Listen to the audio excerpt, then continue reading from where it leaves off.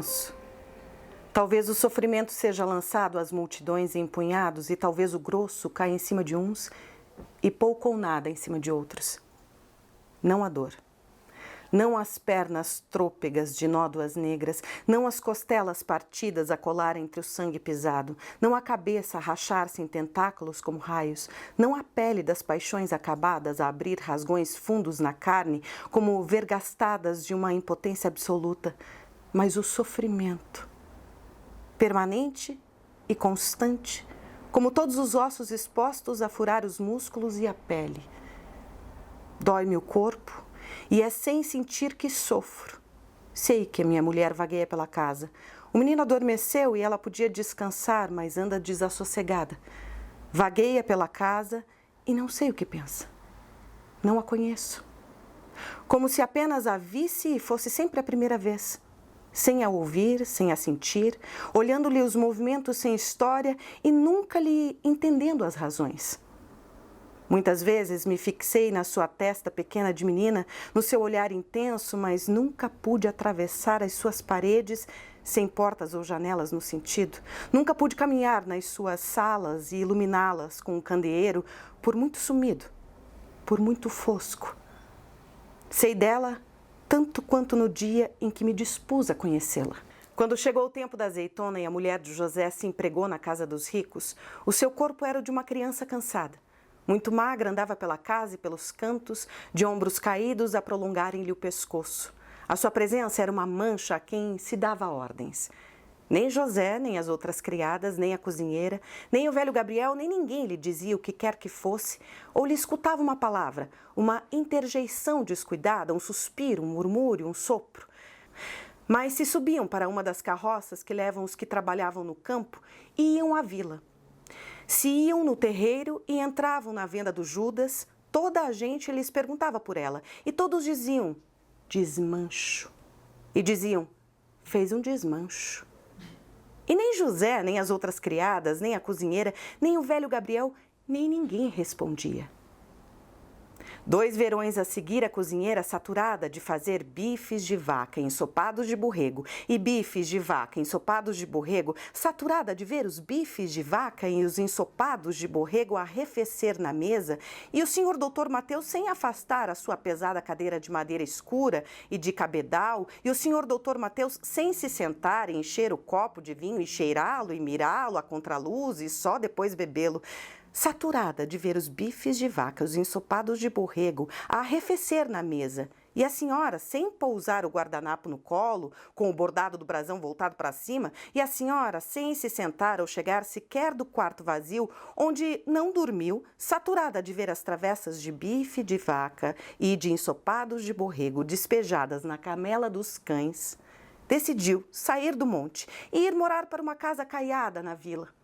Subitamente, no instante em que a cozinheira, com o lenço de sair do monte, se despedia, arrastando cestas de piquenique fechadas com atilhos e carregadas com cuecas de flanela para a carroça, no momento em que as mulas se impacientaram de esperar a cozinheira que lacrimejava 50 anos a servir naquela casa, subitamente, as criadas aperceberam-se de que também elas estavam saturadas de fazer e desfazer e fazer e desfazer as camas feitas e limpas e passadas a ferro dos senhores, saturadas de limpar o pó dos móveis da sala e a senhora não estar estendida na chaise longue a censurá-las de não fazerem nada, como ela, sentada na chaise longue, lhes ordenava.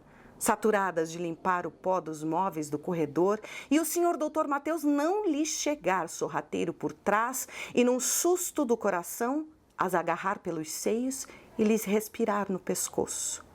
Subitamente saturadas, as criadas enrolaram o que tinham na gaveta da mesinha da cabeceira dentro de um lenço de assoar, porque tudo o que possuíam cabia na gaveta da mesinha de cabeceira e dentro de um lenço de assoar. E aproveitaram a viagem da cozinheira, que, com a companhia, partiu muito mais consolada. E nem a cozinheira nem as criadas repararam na mulher do José camuflada de encontro a um candeeiro de malvas. A mulher do José, que a partir dessa manhã ficou a tomar conta da casa dos ricos. Lavava as carpetes quando estavam sujas, limpava o pó quando o havia, Não fazia as camas, pois estavam sempre feitas. Encerava as escadas, se estavam por encerar. Não fazia bifes de vaca ensopados de borrego, porque as criadas só estavam autorizadas a comer uma sorda pobre com um ovo, às vezes. Tratava da casa não esperando os senhores a qualquer instante, uma vez que nada levava a crer que os senhores pudessem chegar a qualquer instante. Passava a tarde sentada em frente da voz que está fechada dentro de uma arca, a ouvi-la. De quando em quando, a pé, ia à vila aviar as alcovas de mercearias e ouvia desmancho. Ouvia, fez um desmancho. E quando voltava, antes de sair da vila, cruzava-se com o demônio, que a olhava e sorria, sorria. José acompanhava o pai, ou nessa altura talvez já fosse o pai que o acompanhasse a ele. José tinha os seus 26 ou 27 anos e o seu pai era mais velho que os 70 anos que tinha. Na cama, a mãe de José morria de uma doença que a fazia emagrecer e que lhe fazia os olhos encovarem nas órbitas negras. Morria de uma doença que a fazia murchar como uma flor cada vez mais amarela, até ser só amarela e morta. Uma doença que lhe começara nos peitos e que se tornara todo o corpo. Todo o corpo da mãe de José era aquela doença. A mãe de José morria de uma doença que era todo o seu corpo e morreu num sábado à tarde, no meio de um verão que escaldava. O pai de José ficou ainda mais velho, como se com o passar dessa tarde, com o passar desse momento em que sua mulher morreu, esse momento preciso, esse que o coração parou numa batida e deixou o peito num silêncio suspenso a aguardar a próxima que não chegou. Esse momento exato, em que não voltou a respirar e em que deixou a cabeça cair na última vontade dos seus músculos, como se com o passar dessa tarde tivesse envelhecido o dobro da sua vida e tivesse quase a idade do velho Gabriel, mas mais morto. José não pôde envelhecer assim. Ainda nessa tarde teve de ir tratar das ovelhas e tratar do funeral. No outro dia, depois do enterro, também teve de ir tratar das ovelhas. No outro dia também, e no outro, e no outro, e no outro. O pai de José não voltou ao monte. Deixou de falar e só comia a sopa que lhe davam na boca. A irmã de José vivia na vila, era casada com um ferrador e foi ela que recolheu o pai. Vejam-me só essa miséria, dizia ela às vizinhas. O pai ficava todo dia sentado num banco no quintal, diante da capoeira, a olhar para o lado nenhum, como um cego. Num dia certo, uma vez por semana, chegava o barbeiro com muita conversa. Bom dia! E punha-lhe a falar, e por que torna, e por que deixa, treco-treco meio gato malhado. Mais ou menos de 3 em 3 semanas, tirava a tesoura do bolso da bata e, apesar da indiferença do pai de José, nunca parava de falar. E por que torna, e por que deixa, treco-treco meio gato malhado. Tirava a tesoura e cortava-lhe o pouco cabelo quase rente. Além desta, a outra visita mais frequente era a de José. José apercebeu-se então de que, apesar de acostumarem passar os dias juntos atrás do gado e à noite parecer que tinham falado muito, nunca realmente tinham dito grande coisa um ao outro. E sentados lado a lado, virados para a capoeira, ficavam como se a tarde fosse o que quisessem dizer. Sem o pai e andando o doutor Mateus embarcado, ficou José encarregado da propriedade e dos negócios que o doutor Mateus por ali mantinha. Era como um feitor, embora ninguém lhe chamasse assim. Mas esse acrescento de responsabilidades não lhe alterou a rotina. Tratava do rebanho, como até aí, e essa era a sua principal tarefa. Às vezes ia à vila visitar o pai, visitar a cozinheira, passar sem se demorar na venda do Judas e beber um copo de tinto. Foi uma dessas visitas fugazes que apareceu cumprimentando toda a gente e sorrindo. O demônio. José bebeu o fundo de vinho que tinha no copo e quando se virava para sair, o tentador sorriu-lhe e perguntou-lhe por aquela que viria a ser a sua mulher. Disse, então, a rapariga do telheiro, como tem passado? José disse, tem passado muito bem.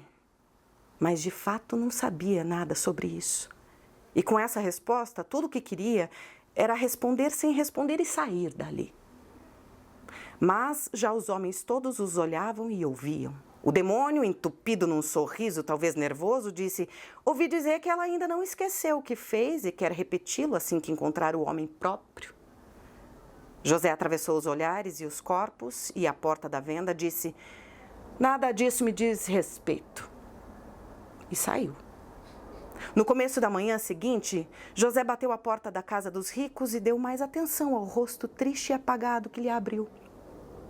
E enquanto passava pela cozinha, carregado de braçadas de lenha, de azinho e estevas, olhava, reparando finalmente nela, nos seus braços, na fragilidade, na pele branca. E já amanhã era manhã verdadeira, já o sol morno aquecia, José escondeu-se atrás da nora para ver estender a roupa nos arames. Fina, fraca, pousou o alguidar e José ficou encantado naquela figura fina, fraca, julgando-se sozinha, que passava entre a claridade exposta da superfície dos lençóis e se misturava com ela, porque também a sua pele era branca e refletia o sol. Mais tarde, quando soltou as ovelhas e as levou para o campo, andou todo o tempo a cismar naquela pele e naquela claridade. A partir desse dia, dispôs-se a conhecê-la. Penso, talvez o sofrimento seja lançado às multidões em punhados, e talvez o grosso caia em cima de uns e pouco ou nada em cima de outros. Sofro. Sei que a minha mulher vagueia pela casa, não a olho. Olho o sol no céu sobre a casa, vejo através do teto e das telhas, olho o sol de frente e a sua luz, como uma corrente fluvial a entrar por mim e a encher-me logo, a purificar-me. E para lá desta corrente que me limpa, como se não fosse luz e fosse água, sei que minha mulher vagueia pela casa. Ainda que os meus olhos não a vejam, eu vejo-a. Pensa. No que pensas, mulher? Quem é o teu rosto? E não há um silêncio que me responda.